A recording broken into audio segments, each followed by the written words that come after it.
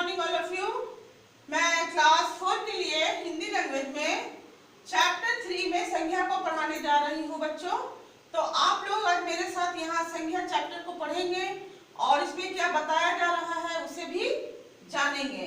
तो यहाँ आप देख सकते हो कि कुछ चित्रों को दिया गया है। तो यहाँ पर जो सबसे पहले जो चित्र आता है आप देख रहे हो कि ये सारे व्यक्तियों के नाम हैं, ये सारे व्यक्ति हैं, ठीक है, व्यक्तियों के नाम भी दिए गए हैं। उसके बाद जो दूसरी पंक्ति है, दूसरी पंक्तियों में किसके नाम है? दूसरी पंक्तियों में प्राणियों के नाम है, मतलब जीव जंतुओं के नाम आते हैं। फिर यहाँ जो तीसरी पंक्ति है, तीसरी पंक्ति में किसका नाम है? स्थानों का नाम है, ठीक है। और चौथी पंक्ति में आप क्या है? चौथी पंक्ति में समूह का नाम है। तो यहाँ पर आप देखो ये पंक्तियों को दिया गया है। फिर यहाँ देखो क्या दिया गया है, इसी प्रकार भाव गुण दशा आदि के भी नाम होते हैं। मतलब यहाँ आप देखो कि फूल कैसा है? सुंदर है।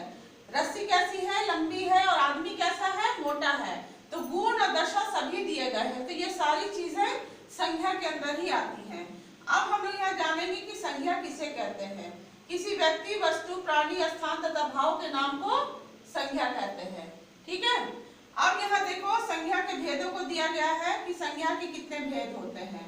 तो यहाँ पर 5 भेद दिए गए हैं। पहला है व्यक्तिवाचक संज्ञा, दूसरा है जातिवाचक संज्ञा, तीसरा है भाववाचक संज्ञा, चौथा है द्रव्यवाचक संज्ञा और पांचवा है समूहवाचक संज्ञा। अब ये 5 जो भेद दिए गए हैं, अब ये एक एक करके हम भेदों को जानेंगे। सबसे पहला भेद था व्यक्तिवाचक संज्ञा। तो व्यक्तिवाचक संज्ञा क्या है?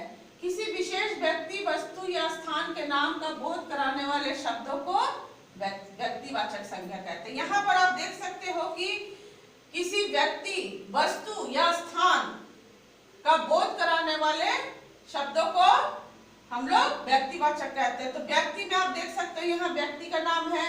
उसके बाद वस्तु भी आप कह सकते हो, ये आप कलम ले लो, या आप स्थान कह सकते हो। देखो स्थानों का नाम भी यहाँ दिया गया है। तो इन सबको हम लोग क्या कहेंगे? व्यक्तिवाचक संज्ञा।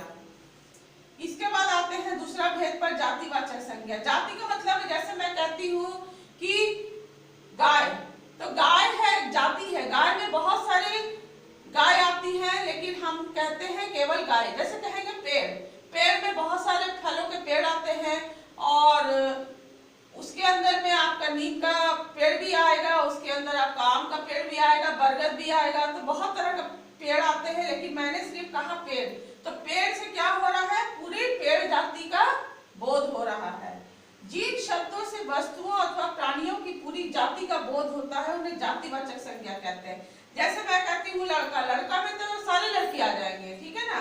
पक्षी में भी सारे पक्षी आ जाएंगे, पुस्तक में सारी पुस्तकें आएंगी और नदी में भी सारी नदियां आ जाती है। मैंने कोई नदी का नाम नहीं लिया, मैं सिर्फ कह रही हूँ नदी।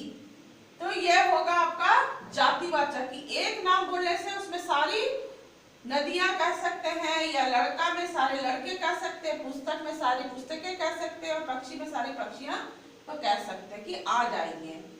फिर यहाँ देखो क्या कह रहा है कि जैसे अंकित एक व्यक्ति का नाम है, इसका प्रयोग दूसरे लोगों के नामों के लिए नहीं किया जा सकता, किंतु लड़का संपूर्ण जाति का बोध कराता। मान लीजिए कि अंकित नाम का एक लड़का है और सभी जानते हैं कि उस लड़के का ही नाम अंकित है, लेकिन अगर मैं लड़का कहूंगी तो लड़का में कोई भी आ सकता है, सिर्फ अंकित ही नहीं कोई भी आ सकता है। संपूर्ण लड़के जाति का बोध हो रहा है।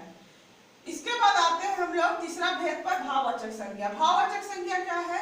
किसी प्राणी, वस्तु या स्थान के गुण, दोष, अवस्था अथवा भाव के नाम को भाववाचक संज्ञा कहते हैं। मतलब किसी प्राणी, वस्तु या स्थान, भाव का मतलब होता है जैसे बुढ़ापा, बचपन, मिठास।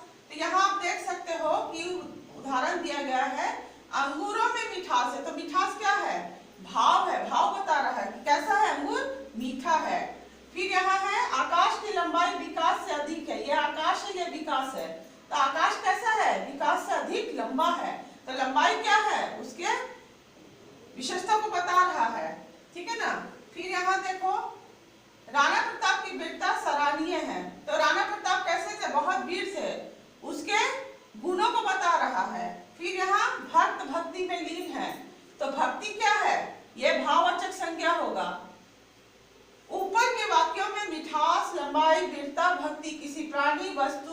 स्थान का नाम ना होकर भावों तथा गुणों के नाम है। देखिए ये ना कोई व्यक्ति का नाम है और ना कोई स्थान का नाम है और ना किसी प्राणी का नाम है।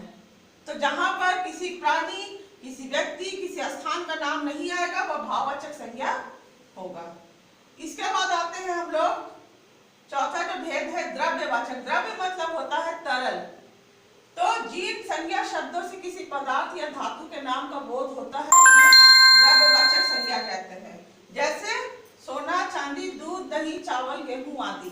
ठीक है, जिन संज्ञा शब्दों से किसी पदार्थ ये धातु के नाम का बोध होता है, उदाहरण में आपको दे दिया गया है सोना, चांदी, दूध, दही इत्यादि, तो ये द्रव्यवाचक होंगे। इसके बाद आते हैं पांचवा जो अंतिम भेद है समूहवाचक। समूह का मैं ऊपर भी बताई हूँ कि जहां पर एक से ज्यादा भीड़ होती है वो समूह कहलाता है। जिन शब्दों से समूह, समुदाय या झुंड के नाम का बोध हो उन्हें समूहवाचक संज्ञा कहते हैं। जैसे सेना, भीड़, दल, सभा आदि। मैं बताई कि जब सेना चलती है या कोई जुलूस निकलता है तो आप देख सकते हो कि लोगों की बहुत भारी संख्या में भीड़ होती है, तो वो होगा समूहवाचक। ठीक है ना। इसके बाद यहाँ देखिए क्या है, जातिवाचक संज्ञा से क्या बनाना है, भाववाचक बनाना है। तो इधर में कुछ जातिवाचक शब्दों को दिया गया है जिससे क्या बनाना, भाववाचक बनाना।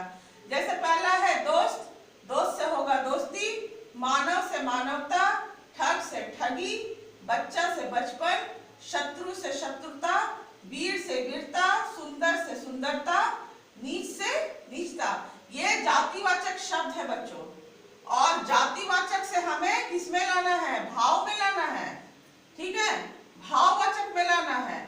फिर यहाँ भी उसी तरह से कुछ शब्दों को दिया गया है। पहला है राष्ट्र, फिर तरुण, फिर बूढ़ा, फिर दास, चोर, लड़का, कुरूप और कठोर। तो राष्ट्र का भाववाचक क्या होगा, राष्ट्रीयता होता है, और तरुण का भाववाचक होता है तरुणाई, बूढ़ा का भाववाचक होगा बुढ़ापा, और दास का भाववाचक होता है दासता, चोर का होता है चोरी, लड़का का लड़कपन, कुरूप का कुरूपता, कठोर का कठोरता। तो ये हम लोगों ने जातिवाचक से भाववाचक में शब्दों को बदलना सीखा। अब यहाँ आप देख सकते हो सर्वनाम से भाववाचक को कैसे बदला जा सकता है। तो यहाँ भी कुछ शब्द दिए गए हैं। पहला है नीच, नीच का भाववाचक होगा नीचत्व, अपना का अपनापन, सर्व का सर्वस्व, आप का आपा, मम का ममता, अहं का अहंकार। तो ये सर्वनाम से क्या बनाना है, भाववाचक आपको बनाना है। फिर यहाँ देख सकते हो विशेषण से भाववाचक बनाना है। अब यहाँ भी कुछ विशेषण शब्दों को दिया गया है। पहला है अच्छा, उसका भाववाचक होगा अच्छाई, मोटा का मोटापा, प्यासा का प्यास, लघु का लघुता, काला का कालापन भी कह सकते हैं या कालिमा भी कह सकते हैं, दोनों में से एक कह सकते हैं। ठीक है, फिर यहाँ भी देख सकते हो आप कुछ विशेषण शब्द है। जैसे पहला है यहाँ मीठा का होगा मिठास, एक का एकता, सफल का सफलता, सरल का सरलता, और गर्म का गर्मी। तो ये हम लोगों ने विशेषण से भाववाचक बनाना जाना। अब यहाँ है देख सकते हो क्रिया से भाववाचक। क्रिया मतलब होता करना, कुछ करना। जैसे कि यहाँ खेलना, तो खेलना का भाववाचक होगा खेल, चढ़ना का होगा चढ़ाई, धोना का होगा धुलाई, लिखना का होगा लिखावट, और सोचना का सोच। ये क्रिया शब्द है जिनका यहाँ भाववाचक बनाया गया है। फिर यहाँ भी कुछ क्रिया शब्द दिए गए हैं। पहला है चलना का होगा चाल, पढ़ना का पढ़ाई, सजाना का सजावट, बनाना का बनावट, मिलना का मेल। ठीक है, इस तरह से यहाँ क्रिया से भाववाचक संज्ञा हम लोगों ने बनाना जाना। तो बच्चों आपको संज्ञा जो पाठ है इसको आप अच्छे से पढ़ो पहले। ठीक है, इसे अच्छे से पढ़ो। यहाँ पर जो इसके 5 भेद दिए गए हैं, पांचों भेद में क्या बोला जा रहा है, क्या समझाया जा रहा है, ये आपको समझना बहुत ही जरूरी है कि व्यक्तिवाचक संज्ञा कैसे हम पहचानेंगे, और जातिवाचक कैसे पहचानेंगे, भाववाचक कैसे पहचानेंगे, द्रव्यवाचक कैसे पहचानेंगे, और समूहवाचक कैसे पहचानेंगे।